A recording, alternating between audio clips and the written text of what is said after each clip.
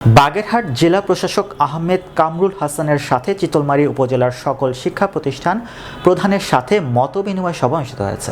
চিতলমারী প্রতিনিধি জানান, বৃহস্পতিবার বিকেল 4টায় চিতলমারী সরকারি SM মডেল উচ্চ বিদ্যালয় মিলনায়তনে এই মতবিনিময় সভা অনুষ্ঠিত হয়।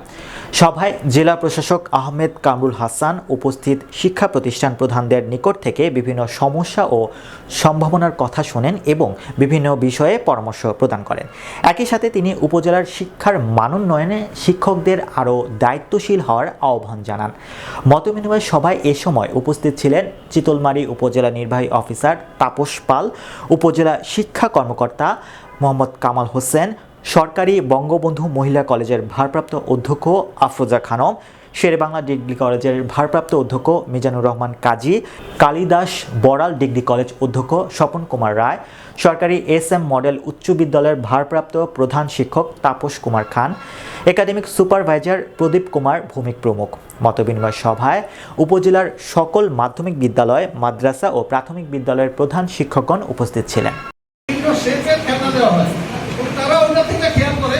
যেই বাচ্চাটা হলুদ প্যাটার্নের খেলনা বেশি পছন্দ করে সে হয়তো প্রফেশন তার জন্য ভালো হবে।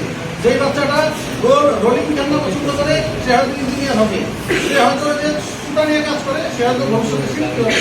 তারা এই 3-4 বছর বাচ্চাগুলোকে অবজার্ভ করে বাবা মাকে গাইডলাইন্স দেয় যে আপনার ছেলেকে সায়েন্স পড়ান, আপনার ছেলেকে আর্টস পড়ান, আপনার ছেলেকে শিল্পী বানান।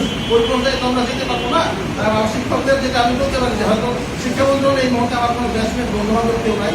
আমরা চেষ্টা করবো আপনারা যে কথাগুলো বলেছেন নিশ্চয়ই কেউ না কেউ, কারণ আমাদের তো প্রায়োরিটি এরিয়াস থাকে। যদি আমি থাকি জেলা সম্মেলন, আমরা এই শিক্ষা ইনশাল্লাহ শিক্ষা উপদেষ্টা সার্ভিসে অর্থনীতি